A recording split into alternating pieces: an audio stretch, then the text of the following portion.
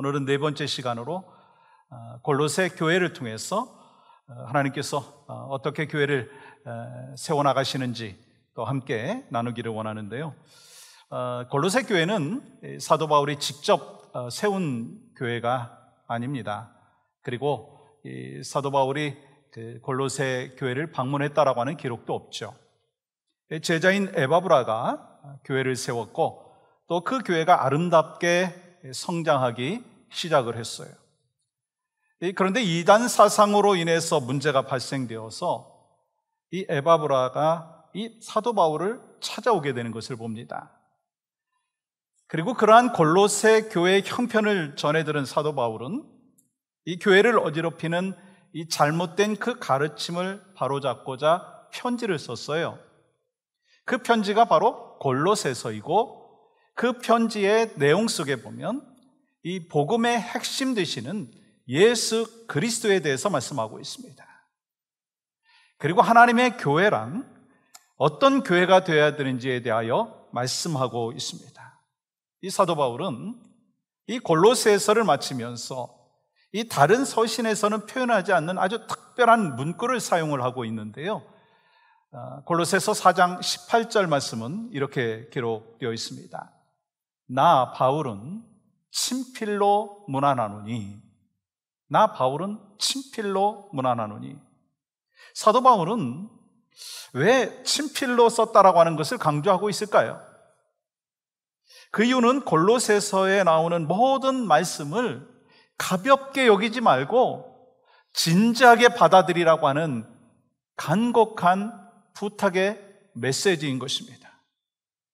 이 사도 바울은 이 문제 해결 방법을 말하기 시작하는데요. 가장 우선되는 해결 방법이 바로 기도였습니다. 이 목회자로서 골로새 성도들을 향하여 간절히 기도를 했어요. 사실 이 골로새 교회를 보면 오늘날 우리가 상상할 수 없을 정도로 굉장히 좋은 모델이 되는 교회라고 할 수가 있습니다. 그 근거가 골로새서 1장 4절과 5절의 말씀입니다. 이는 그리스도 예수 안에 너희의 믿음과, 골로새 교회는 믿음이 있었어요. 모든 성도에 대한 사랑을 들었으며 그들에겐 사랑이 있었습니다. 너희를 위하여 하늘에 쌓아둔 소망으로 말미암음이니 골로새 교회는요 소망이 있었어요. 골로새 교회는 성경에서 가장 강조하고 있는 믿음이 있었고 소망이 있었고 사랑이 있었습니다. 아니, 이 정도가 되면 문제가 없을 것 같은데 그렇지 않다라고 하는 거예요. 무슨 말씀인가? 이 땅의 교회는 온전함을 향해서 나아가는 과정이지 온전한 교회는 없다라고 하는 거예요. 그리고 우리는요, 이 땅에서 성도로서 교회 공동체로서 영적 전투를 하고 있습니다. 그리고 우리는요, 끊임없이 악한 영과 싸우고 연약함을 말씀으로 고쳐 나가야 한다라고 하는 거예요. 다시 말씀드리면 천상 교회가 아닌 지상 교회는요, 영적인 전투를 끊임없이 해야 한다라고 하는 거예요. 우리 교회도 지난 이 42년 동안 이 아름다운 교회를 세워가고 있습니다. 온전하다고 할 수가 없죠. 그렇지만 하나님의 기쁨 되는 교회, 이를 위해서 건강한 교회, 행복한 교회, 세상을 변화시키는 교회로 싸워가고 있고 세워가고 있고 힘쓰고 있습니다. 이를 위해서 사도 바울은요, 골로새 교회를 향한 이 기도의 내용이 오늘 9절부터 12절까지인데요. 그 핵심이 바로 10절에 있습니다. 10절 말씀 우리가 같이 한번 읽어볼까요? 시작. 주께 합당하게 행하여 범사에 기쁘시게 하고 모든 선한 일에 열매를 맺게 하시며 하나님을 아는 것에 자라게 하시고. 골로새 교인들은 주님이 보시기에 합당하게 행했어요. 범사에 하나님을 기쁘시게 했어요. 모든 선한 일에 열심을 맺는 자들이 되었어요. 또 하나님을 아는 것에 점점 자라가는 그 하나님의 백성들이 되었습니다. 이를 위해서 또한 사도 바울은 쉬지 않고 기도하기로 작정하고 있습니다. 그러므로 오늘 본문의 말씀의 키포인트는 모든 일에 있어서 하나님의 기쁨 되는 데 있습니다. 여러분, 그러면 이 골로새 교회를 향한 사도 바울의 기도의 제목이 무엇인가? 여러분과 제가 교회로서 오렌지 카운티 영락교회로 또 섬기고 있는 믿음의 백성으로서 그러면 어떠한 기도의 제목을 갖고 있어야 되는가? 그 첫 번째는요, 하나님의 뜻을 아는 성도가 되기를 기도했습니다. 하나님의 뜻을 아는 성도가 되기를 위해서 또한 우리가 기도해야 된다는 거예요. 여러분, 성도는요, 가장 먼저 하나님의 뜻을 알아야 합니다. 그런데 하나님의 뜻은 사람의 생각과 다르기 때문에 하나님의 뜻을 온전히 따르는 것이 쉽지 않습니다. 그래서 자기 중심적으로 신앙생활하죠. 그래서 자기가 원하는 것이 이루어지면 나 복 받았어요. 그리고 자기가 원하는 것이 이루어지지 아니한다면 나 벌 받았어요. 그렇게 얘기합니다. 자기 중심적인 신앙생활을 한다라고 하는 것이죠. 우리는 주여 뜻대로 하여 주시옵소서라고 말은 하지만 결국 자기 뜻을 더 원하는 삶을 살고 있지 않냐라고 하는 것입니다. 여러분, 그 모습이 혹시 저의 모습은 아닌가? 여러분의 모습은 아닌가 하는 것입니다. 우리가 하나님의 뜻을 행하며 살아야 한다고 하지만 그렇다고 자기의 뜻이 완전히 없어지는 게 아니에요.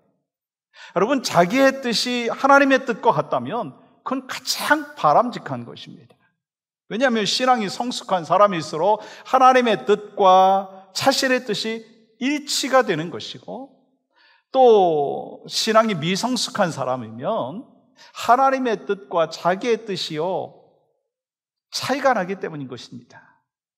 그러므로 우리 크리스천의 삶은요, 자기의 뜻을 행하는 삶에서 하나님의 뜻을 행하는 삶으로 점점 바뀌어지는 삶이라고 하는 거예요. 다시 말씀드립니다. 우리 크리스천의 삶은 이 자기의 뜻을 행하는 삶에서 하나님의 뜻을 행하는 삶으로 계속해서 바뀌어지는 삶이라고 하는 것입니다. 이 사도 바울은 골로새 교회를 향해서 갖고 있는 이 첫 번째 기도의 제목은요, 하나님의 뜻을 알게 해달라는 거예요. 여러분, 9절 말씀 보세요. 너희로 하여금 모든 신령한 지혜와 청명에 하나님의 뜻을 아는 것으로 채우게 하시고. 이 골로새 지역은 당시의 교통의 아주 중요한 요충지였습니다. 무역이 아주 그래서 활발했죠. 그러면서 많은 상인들이 그곳을 들락달락했죠. 그러면서 자기들이 믿던 우상들과 사상들, 헬라 철학, 그리스 로마 신화까지 갖고 왔어요. 그러므로 당시의 골로새 교회의 가장 심각한 문제라고 하는 것은요, 이단 사상이에요. 이런 상황에서 사도 바울은요, 이렇게 기도하라고 권면하고 있습니다. 하나님의 뜻을 알게 하소서. 하나님의 뜻이 내 안에 채워지게 하여 주시옵소서. 우리가 신앙생활할 때 많이 강조하는 것이 있어요. 저도 많이 강조해요. 열심과 충성입니다. 그래서 우리는요, 교회를 위해서 막 열심을 내요. 충성합니다. 근데 훨씬 더 중요한 사실이 있습니다. 그건요, 하나님이 원하시는 뜻을 따라서 열심을 다해야 한다는 거예요. 다시 말해서 모든 일에 열심을 다하는 것이 중요한 것이 아니라 하나님이 원하시는 일에 열심을 다해야 한다는 거예요. 하나님께서 원하지 않는 일에 열심을 다하다 보면은요, 결국에는요, 하나님으로부터 그 관계가 멀어지게 되어 있습니다. 그런 사람들이 또한 성경에도 기록되어 있잖아요. 마태복음 7장 22절 보십시오. 그날에 많은 사람이 나더러 이르되 주여 주여 우리가 주의 이름으로 선지자 노릇하며 주의 이름으로 귀신을 쫓아내며 주의 이름으로 많은 권능을 행하지 아니하였나이까 하니라. 참으로 대단한 사람들이에요. 주님의 이름으로 열심을 내었던 사람들입니다. 근데 예수님께서 그들을 향해서 뭐라고 말씀하시느냐면 23절 보세요. 내가 너희를 도무지 알지 못하니. 그들의 문제는 열심이 없는 것이 아니었다는 거예요. 자신의 열심, 잘못된 열심이 문제였다는 거예요. 그런 대표적인 한 사람이 있죠. 사도 바울이지 않습니까? 그는 하나님을 사랑한다고 했고 말씀을 철저히 지키려고 힘썼고 하나님 나라를 사랑한다고 하면서 열심을 다했습니다. 근데 그는 하나님의 뜻을 알지 못함으로 인하여 교회를 핍박하는 삶을 살았습니다. 그는 율법에 있어서도요 완벽했고요, 그렇지만 하나님의 말씀을 또 지킨다고 했지만 잘못된 그 열심이었습니다. 그의 문제는요, 하나님의 뜻을 몰랐어요. 예수님을 몰랐기 때문에 자기의 열심은 있었지만 하나님이 원하시는 열심이 아니었다는 거예요. 그런 면에서 저를 비롯해서 교회 리더들은요, 이 예수님께서 하신 말씀이나 또 이 사도 바울의 기도의 그 내용이요, 참 거룩한 부담감으로 다가온다고 하는 거예요. 여러분, 성공적인 인생이란 어떤 인생이라고 생각하십니까?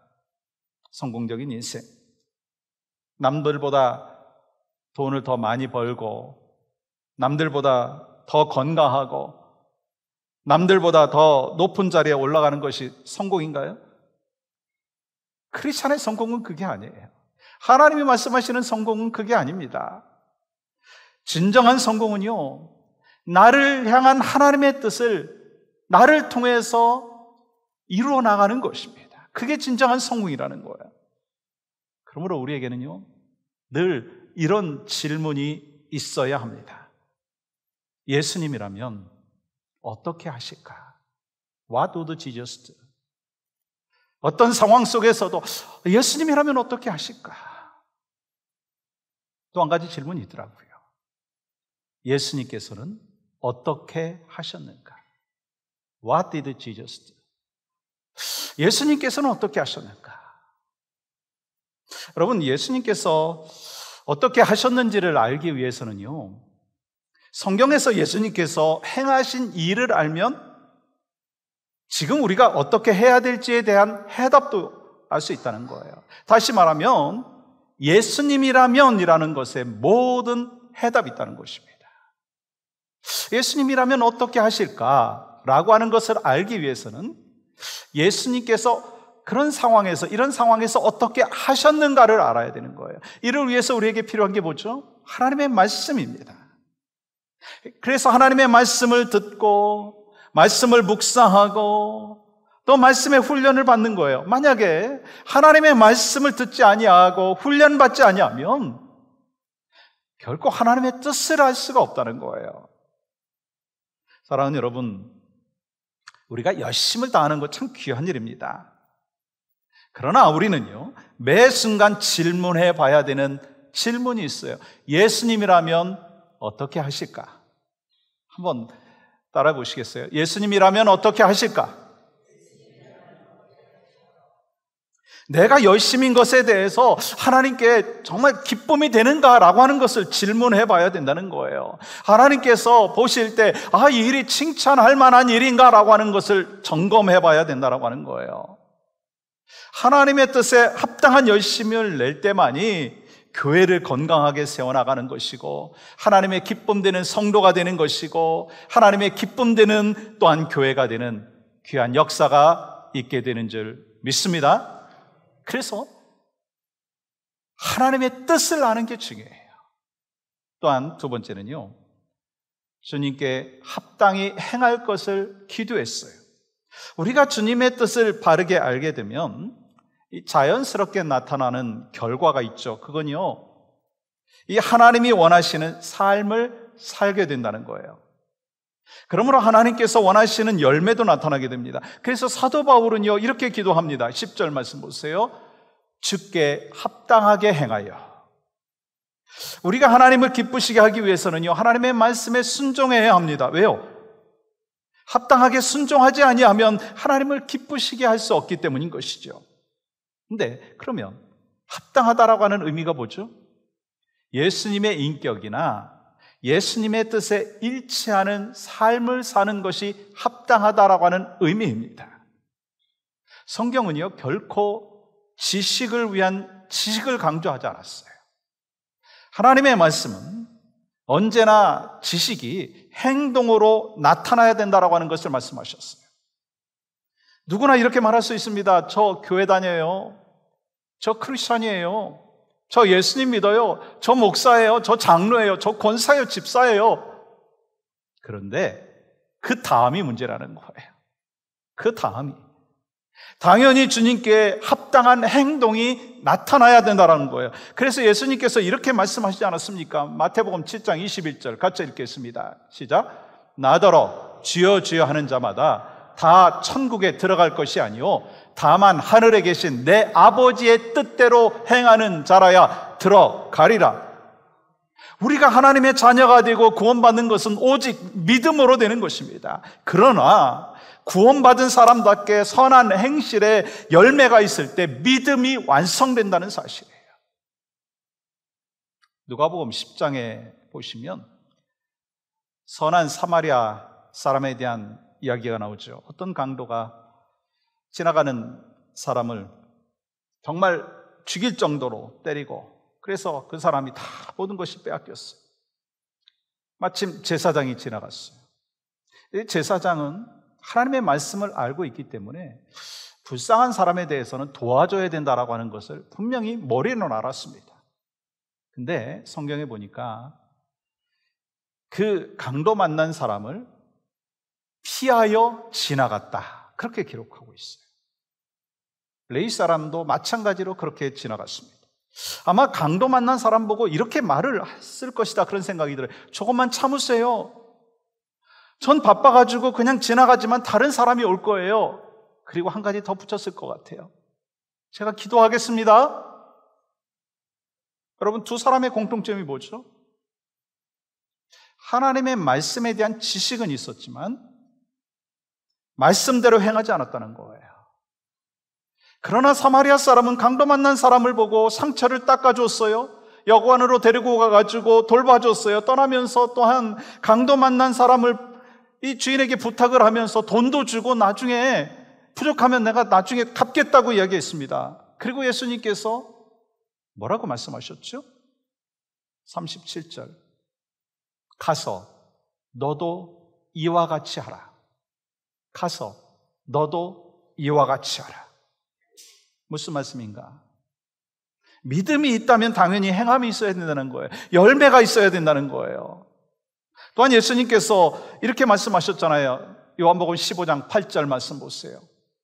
또 같이 읽겠습니다. 시작. 너희가 열매를 많이 맺으면 내 아버지께 영광을 받으실 것이요 너희는 내 제자가 되리라. 하나님의 말씀을 알고 깨달았다면 그 말씀에 합당한 선한 열매가 있을 터인데 이를 통해서 하나님 앞에 영광이요 그리고 너희는 예수님의 제자가 된다고 말씀하고 있어요. 우리가 말씀을 듣는 시간은요 내 자신을 돌아보는 시간입니다. 그런데 말씀을 들으면서 우리는 자꾸 다른 사람 생각해요. 우리 남편이 이 말씀을 꼭 귀담아 들었고 기억해야 되는데 이 말씀을 저 김집사가 들어야 되고 뭐 박권사가 들어야 되는데 라고만 생각을 합니다. 그럼 말씀을 듣는 시간은요 딴 사람을 생각할 겨를이 없어요. 바로 나를 돌아보고 또 내가 변해야 될 것이 무엇인가, 어떻게 실천해야 될까라고 하는 것을 결단하는 시간이라고 하는 것입니다. 만약에 말씀을 듣고 잊어버리면 늘 반복되고 또 제자리 걸음만 하게 된다라고 하는 거예요. 요즘에 여러분 설교의 홍수 시대라고 얘기하잖아요. 유튜브 통해서 수많은 설교를 들을 수 있습니다. 그러나 아무리 좋은 설교를 듣는다고 한다 할지라도 듣는 것으로 끝나면 아무 일도 일어나지 않는다라고 하는 것입니다. 듣는다고 다 변화되는 것이 아니에요. 우리의 삶을 바꾸는 것은요 말씀대로 행하는 것입니다. 왜냐하면 행하는 만큼 자라나는 거예요. 우리가 많은 은혜를 받고 막 꿈을 꾸고 환상을 보았어도 삶의 변화가 일어나지 않으면 그 말씀은 의미가 없는 것입니다. 그러므로 우리가 오늘 말씀을 들으면서 내가 순종해야 될 것이 무엇인가 라고 하는 것을 붙잡고 결단해야 된다는 거예요. 아멘이신가요? 안 하겠다는 건가요? 세상에서 가장 거리가 먼 거리가 있죠. 어디서부터 어딘가 하는 거 여러분 아세요? 머리에서부터 가슴이라고 얘기하지 않습니까? 아는 것은 많은데 가슴까지 내려오기가 그렇게 힘들다라고 하는 거예요. 원핏도 안 되는 그 거리를 평생 걸려도 가지 못하는 거예요. 이렇게 머리에서 가슴으로 오는 것도 오래 걸리지만 이 가슴에서 또 입으로 손과 발로 가는데도 너무 멀다는 거예요. 여러분, 말씀과 내가 온전히 일치되지 아니하는 그 삶을 살 때 말씀의 능력이 없는 거예요. 일치될 때만이 능력이 있는 것입니다. 다시 말하면 성경대로 사는 것이 필요하다는 거예요. 듣고 행하는 크리스찬이 되어서 하나님의 뜻에 합당한 삶을 살기 위해서 저와 여러분은 날마다 힘쓰는 믿음의 백성들이 되어야 할 줄 믿습니다. 또 한 가지는 이 하나님의 능력이 함께하기를 기도했어요. 사도 바울은 이 골로새 교회가 하나님의 능력으로 무장될 것을 기도하고 있는데, 여러분 11절 말씀 볼까요? 그의 영광의 힘을 따라 모든 능력으로 능하게 하시며 기쁨으로 모든 견딤과 오래 참음에 이르게 하시고. 그렇다면 하나님의 능력은 무엇을 의미하는가? 여기서 능력은요, 두나미스를 이야기합니다. 내적인 능력, 또 하나님의 내주하시는 힘을 이야기하는 거예요. 여러분, 사도 바울은 그 능력을 강구했다는 거예요. 왜요? 우리가 하나님의 능력에 그 무릎을 꿇고 하나님께서 우리 안에 역사하시는 그 삶을 살 수 있도록 내어드릴 때만이, 나를 내어드릴 때만이 성장하기 때문인 것입니다. 여러분, 본문에서 능력 있는 삶이란 어떤 삶인가라고 하는 것을 말씀하고 있는데, 이 두 단어를 사용했어요. 견딤과 오래 참음. 여러분, 견딘다라고 하는 단어와 오래 참음이라고 하는 것은요, 비슷하면서도요, 강조하는 게 달라요. 견딘다라고 하는 것은 이 환경적인 어려움을 견뎌내는 것이고, 오래 참는다라고 하는 것은요, 사람들과의 관계에서 오래 참는, 인내하는 것을 말합니다. 우리가 살다가 보면 힘든 사람들을 만날 수도 있죠. 세상에서도 만날 수도 있고 교회에서도 만날 수도 있습니다. 그래서 내가 상처받기도 하고 다른 사람에게 상처를 주기도 하죠. 그때 어떤 마음이 듭니까? 욱하는 마음이 들죠. 울컥합니다. 그러나 그렇게 견딜 수 없는 상황이 있을 때 견디고 참을 수 없는 사람에 대해서 참는 것이 오래 참음이다라고 하는 거예요. 근데 여기서 중요한 것은요, 기쁨으로 견디고 오래 참아야 한다는 거예요. 그러면 왜 기쁨으로 견디고 오래 참아야 되느냐는 거예요. 그 해답이 히브리서 12장 2절에 이렇게 기록하고 있어요. 믿음의 주요 또 온전하게 하시는 이인 예수를 바라보자. 그는 그 앞에 있는 기쁨을 위하여 십자가를 참으사.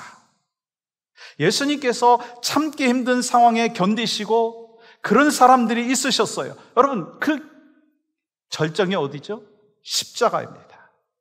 그러나 예수님께서는 견디시고 참으시고 끝까지 사랑하셨어요. 왜요? 앞으로 다가올 기쁨 때문에. 그 기쁨이 뭐죠? 예수님께서 십자가 지심으로 인해서 영혼권의 역사가 일어날 것을 아셨기 때문이다라고 하는 것입니다. 마찬가지예요. 우리의 인간관계 속에서 견디기 힘들고 참기 힘든 상황 속에서 견디고 참음으로 인해서 어떤 일이 벌어지느냐면 주님이 나를 빚으시고 주님이 그를 빚는다는 거예요. 그리고 또한 그 가운데 영혼의 구원의 역사가 있게 된다라고 하는 것입니다. 그 과정 속에서 하나님의 능력을 경험할 수 있고 하나님의 기쁨 되는 교회를 또한 세워갈 수가 있습니다. 그러면 사도 바울은 여기서 말씀하고 있는 하나님의 능력, 그 원천이 어디에 있느냐는 거예요. 우리가 견디고 오래 참아야 되는데 그 능력이 어디서부터 나오느냐라고 하는 거예요. 빌립보서 4장 13절은 이렇게 기록하죠. 내게 능력 주시는 자 안에서 내가 모든 것을 할 수 있느니라. 여러분, 누가 감히 이런 말을 할 수가 있겠습니까? 내가 모든 것을 할 수 있다. 세상에 그런 사람이 없어요. 근데 사도 바울이라면 그렇게 말할 수도 있었을 것입니다. 세상의 모든 것을 다 섭렵했죠. 최고의 학문과 권력과 명예, 모든 것을 다 누렸던 아주 뛰어난 사람입니다. 근데요, 그렇게 말할 수 있었던 것은, 내게 능력 주시는 자 안에서 내가 모든 것을 할 수 있다라고 하는 그 고백을 할 수 있었던 것은 주님 만난 뒤에요. 모든 것을 또한 배설물로 여긴 이후에 그런 고백이 있었다는 거예요. 주님을 위해서 모든 것을 버리고 가난에 처하기도 하고 궁핍에 처하기도 하고 핍박을 받기도 하고 이제 감옥에서 죽음을 기다리고 있었던 이 사도 바울이 고백하는 거예요. 내가 모든 것을 할 수 있다. 근데 중요한 것이요, 모든 것의 내용이 아니라는 거예요. 우리는 뒤에 것만 강조하죠. 정말 중요한 건 그 이유라는 거예요. 예수 그리스도 안에서, 능력 주시는 자 안에서 내가 모든 것을 할 수 있다. 그것이 바로 사도 바울의 고백입니다. 그렇다면 오늘 이 시대 가운데 우리가 영적으로 승리하는 비결이 있다면 뭘까라고 하는 것입니다. 그 비결은 내게 능력 주시는 하나님께서 나와 함께 하신다라고 하는 확신입니다. 우리가 언젠가 이 땅을 떠나게 될 때 우리를 반겨주실 주님이 계시고 세상 끝날까지 나와 함께 하겠다고 약속하신 그 주님이 지금도 우리와 함께하고 계신 줄 믿습니다. 우리의 삶에 주님이 함께하고 계실까? 막 질문할 때가 있습니다. 아니, 주님이 함께 하신다면 왜 이런 일이 벌어지는가라고 또 질문할 수가 있어요. 우리가 믿고 확신하는 것이 있습니다. 하나님은 언제나 세상 끝날까지 우리와 함께하여 주시는 줄 믿습니다. 그래서 우리의 삶의 정황 가운데 고난이 눈앞에 있을 때 우리는요, 이런 고백을 해야 됩니다. 주님은 반드시 나를 지키고 계십니다. 주님은 반드시 나와 함께하고 계십니다. 그 믿음의 확신의 고백이 바로 여러분과 저의 고백이 되기를 주님의 이름으로 간절히 축복합니다. 사랑하는 여러분, 하나님 나라는 말에 있지 않습니다. 말로만 하는 게 아니에요. 예수 그리스도를 믿는 믿음의 능력에 있습니다. 왜요? 예수님을 믿는 자에게는요, 모든 환경과 어려움을 이길 수 있는 능력을 주시기 때문인 것입니다. 우리는 골로새서 말씀을 통해서 사도 바울의 기도의 제목을 보았습니다. 여러분과 저에게도 동일한 기도의 제목이 있어야 돼요. 하나님의 뜻을 알게 하여 주시옵소서. 주님의 뜻에 합당하게 살게 하여 주시옵소서. 그렇게 살기 위하여 하나님의 능력이 내 안에 있음으로 인하여 경험하는 삶을 살게 하여 주시옵소서. 여러분, 이건요, 사도 바울이 골로새 교회를 향한 기도의 제목일 뿐만 아니라 여러분과 저의 기도의 제목이 되어야 될 줄 믿습니다. 하나님 앞에 기쁨이 되는 교회, 하나님의 뜻을 온전히 이루어드리는 교회, 하나님의 영광스러운 모습을 세상에 보여주는 교회, 하나님의 능력으로 승리하는 교회, 그 교회가 우리 교회가 될 수 있기를 주님의 이름으로 간절히 축복합니다.